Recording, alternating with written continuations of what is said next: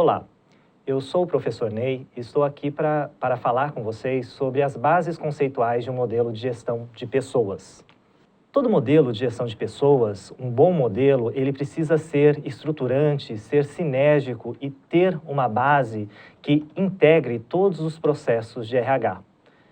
O modelo aqui escolhido ao longo de todo o livro, ele contém 4 conceitos estruturantes.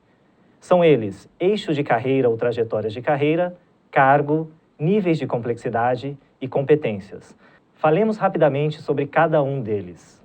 O primeiro deles, eixo de carreiras, representa um caminho provável de desenvolvimento do profissional. Agrupam profissionais que contêm características semelhantes e que naturalmente se desenvolverão em determinada trajetória.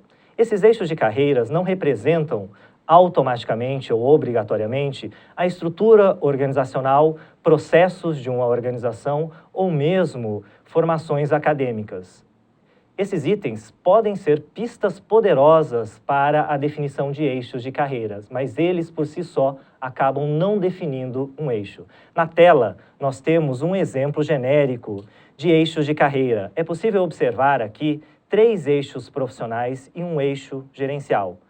Os 3 profissionais, comercial, técnico e administrativo, com as suas respectivas características que denotam essa identidade profissional, e aí nós temos um eixo gerencial. A evidenciação de um eixo gerencial já demonstra que o modelo entende que a passagem do profissional de um nível técnico para um nível gerencial é uma mudança de carreira. E isso é bastante emblemático, né? Seja no setor público, seja no setor privado, essa mudança ou esse embate, esse desafio, muitas vezes, de se perder um ótimo técnico e se ganhar um gestor medíocre. Então, quando a gente evidencia que existem eixos de carreiras distintos e o eixo gerencial denota uma natureza distinta, a gente evidencia e clarifica aí possibilidades de encarreiramento. O segundo conceito estruturante ao nosso modelo é o conceito de cargo, que para o setor público ganha uma relevância ainda maior devido à restrição trazida pela Constituição Federal de 88. Ela diz que para ingressar num cargo efetivo, o servidor só ingressa via concurso público. Isso traz uma reconfiguração no entendimento de cargo e carreira. Se no setor privado a gente pode entender que um eixo de carreira é um sequenciamento de distintos e gradativos cargos, para o setor público, dentro de um cargo eu posso ter uma ou várias carreiras. Então existe uma inversão. E aqui a gente consegue explorar um conceito de amplitude de cargo. Quanto maior a amplitude desse cargo, maiores as possibilidades de eixos de carreira existentes nele. O próximo slide, ele explora, sintetiza as características de um cargo amplo e um cargo específico. Quando um modelo de gestão de pessoas vem sendo estruturado por cargo amplo, a priorização é por maior mobilidade entre eixos de carreira e a possibilidade de encarreiramentos distintos ao longo da vida do profissional. Já quando se desenha um modelo calcado em cargos específicos, a ideia é que existam ali uma mensagem específica e uma maior delimitação de determinadas atribuições inerentes a cargos específicos. Ainda nesse conceito de cargo, é interessante trazer a questão das posições gerenciais. Ainda nesse conceito de cargo, é interessante discorrer sobre as posições gerenciais. No setor público, nós temos os ditos cargos de confiança, que podem ser divididos em cargos em comissão e função gratificada. A diferença entre elas é que o cargo em comissão ele está aberto para profissionais de fora da organização, e as funções gratificadas são inerentes aos profissionais, aos servidores de carreira que são galgados a posições gerenciais. Mas ambos os descritivos, cargo em comissão e função gratificada, possuem ali atribuições de direção, chefia e assessoramento. Pela Constituição Federal e pelas normas decorrentes dela, nós temos também uma nuance em relação ao setor privado. É comum se dizer que, enquanto nas organizações privadas o gestor, ele é um gestor e existe um momento claro e definido na carreira em que ele faz essa transição de carreira e ele escolhe ir para uma trajetória gerencial. Nas organizações públicas, o comum é dizer que o gestor, ele está gestor.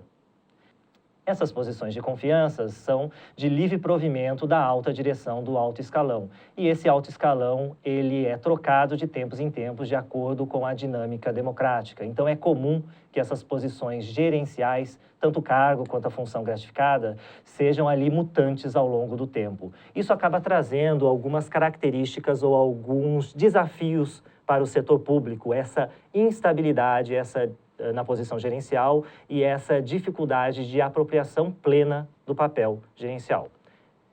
É um desafio, mas nem por isso é posto como algo impeditivo ao modelo sistêmico de gestão de pessoas.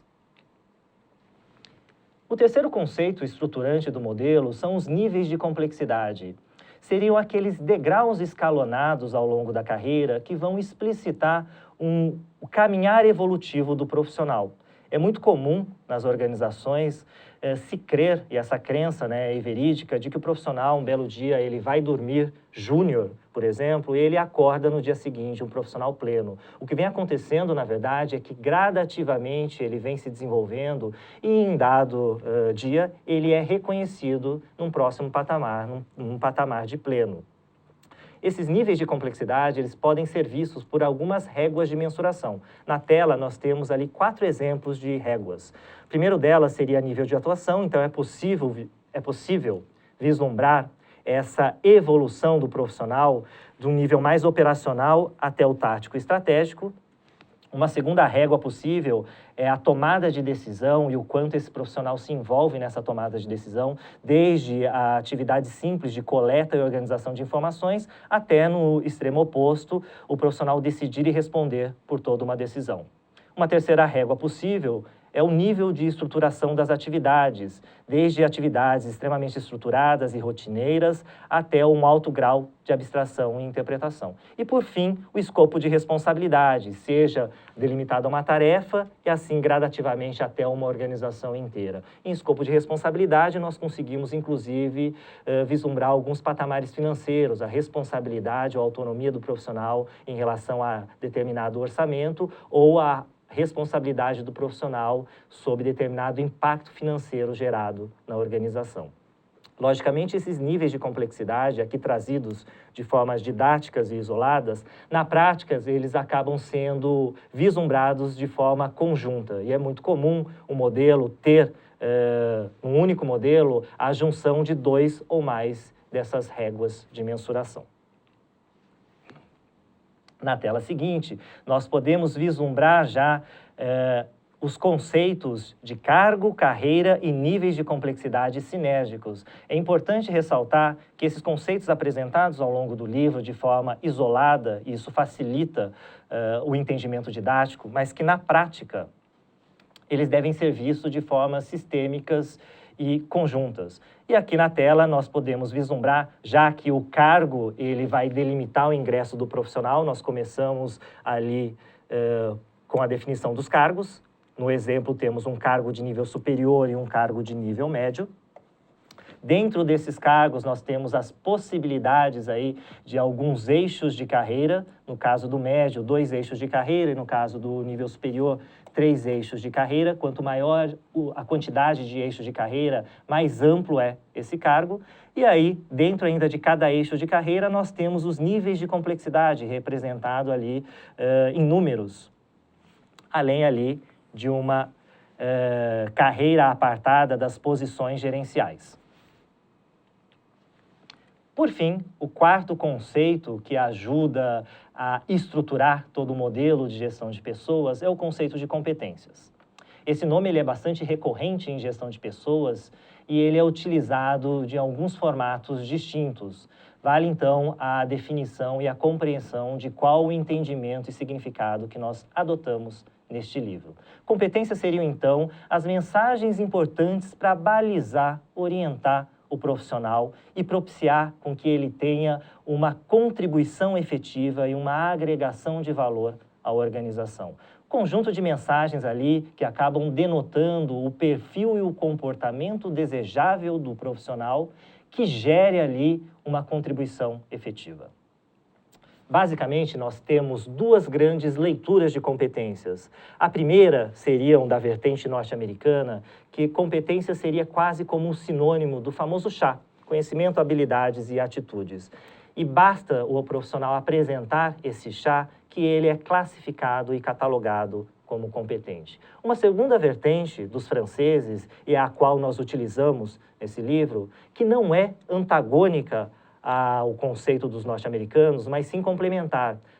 Os franceses vislumbram que sim, é muito importante se ter o chá, conhecimentos, habilidades e atitudes, mas isso ainda é encarado como potencialidades, como bagagens dos profissionais, que, se não forem colocadas em práticas de forma produtiva, efetiva, gerando algo de valor para a organização, isso não é considerado competente. Então, competência seria a aplicação do chá na prática.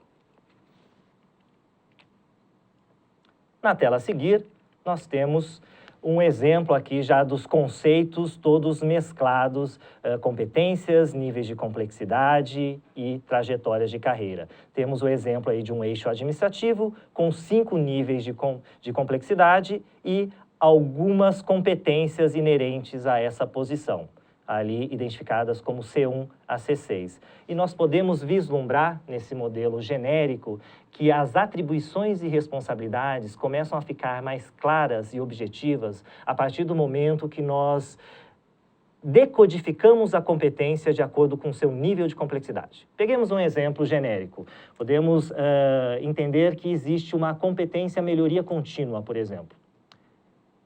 Embora a definição de melhoria contínua seja única para toda aquela organização que pactuou melhoria contínua como uma das competências relevantes, é diferente eu dizer o que eu espero de melhoria contínua para um profissional de nível 1, um profissional júnior, e o que eu espero de melhoria contínua de um profissional de nível 5, um especialista, por exemplo. Então, quando eu trago conjuntamente o olhar de competências com níveis de complexidade, eu consigo clarificar o desenvolvimento de carreira desse profissional.